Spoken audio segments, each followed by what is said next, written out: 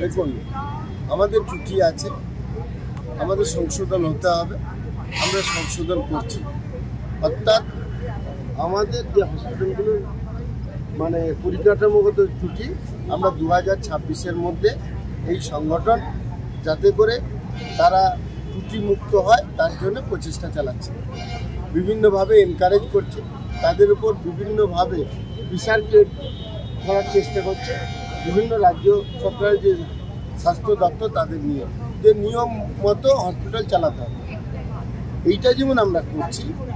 আমরা করতে গিয়ে যেটা বুঝলাম, মানুষের মেন্টাল ব্রেকআপ, যে বাইরে ছাড়া ভালো ট্রিটমেন্ট হয় বা কলকাতায় ট্রিটমেন্ট করতে হবে, এই মেন্টাল ব্রেকআপটা নষ্ট করার জন্য বা ঠিক জায়গায় আনার জন্য আমরা এই প্রচারের আলোয় এসেছি। আমাদের সংগঠন মনে করে আমরা অনেকখানি ডেভেলপ করেছি, সেটা আপনারা তুলে ধরুন। গ্রামগঞ্জে হসপিটালে চলুন, আপনারা দেখুন যে যে ত্রুটি আছে, বড় জোরে আপনাদের কাছে আবেদন, ত্রুটিগুলোকে গঠনমূলক সমালোচনায় নিয়ে আসুন। কারণ যদি মিডিয়া পারে কোনো একটা জায়গায় কোনো একটা দুর্নীতি হয়েছে বা কোনো একটা ডিস্টার্ব হয়েছে, সেটা যদি তুলে ধরে সব মিডিয়া, বাকিগুলো তুলে যদি না ধরে, তাহলে কিন্তু মানুষ আস্থা হারাবে এখানে ট্রিটমেন্টের জন্য। তাই আপনাদের কাছে করজোরে আবেদন, আপনারা হেলথ সেক্টরের ডেভেলপমেন্টের স্বার্থে আপনারা পজিটিভটা শুধু তুলে দেবেন, তাহলে মানুষের আস্থা আসবে না। কারণ আপনাদের মাধ্যমেই একমাত্র মানুষের আস্থা আসবে। দেখুন, রাজ্য সরকার সবসময় হেলথ সেক্টরের ডেভেলপমেন্ট চাইছে, কিন্তু প্রথম কথা হচ্ছে যদি আপনি এইভাবে দেখেন তাহলে দেখতে পাবেন সরকারি জায়গায় বাকি 70% বেসরকারি হসপিটালে বা নার্সিংহোমে দেখান। এই যে 70% দেখান, সেটা কিন্তু সরকারি টাকাতেই, কারণ স্বাস্থ্যসাথী প্রকল্পে অধিকাংশ চলে, সেই হিসেবে এগুলো দেখান। এই যে 70% যদি আমরা যদি ইউনাইটেড হয়ে গভর্নমেন্টকে সাপোর্ট না করি, তাহলে হেলথ সেক্টরের ডেভেলপমেন্ট বা মানুষ সেই সুবিধা পাবে না।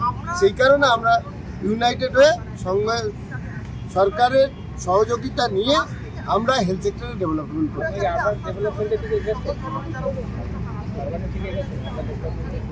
দেখুন, আমরা আজকে এসেছি নার্সিংহোম অ্যাসোসিয়েশনে। আমি আমার একটাই পরিচয় দিচ্ছি, এই অ্যাসোসিয়েশনটা তৈরি করেছি, এই অ্যাসোসিয়েশনের মধ্যে আছি, বাকি পরিচয়টা আজ থাক না। এই 4 মাস হলো এই অ্যাসোসিয়েশন।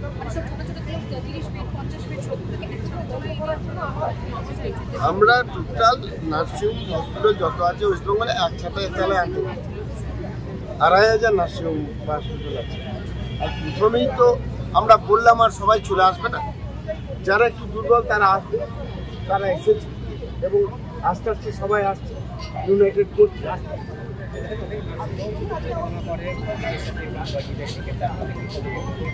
যদি প্রপার তার এভিডেন্স থাকে বা আমাদের কাছে কমপ্লেন আছে, সরকারের সহযোগিতা নিয়ে আমরা যেভাবেই হোক সেই জায়গা থেকে তাকে সরাতে বাধ্য করি।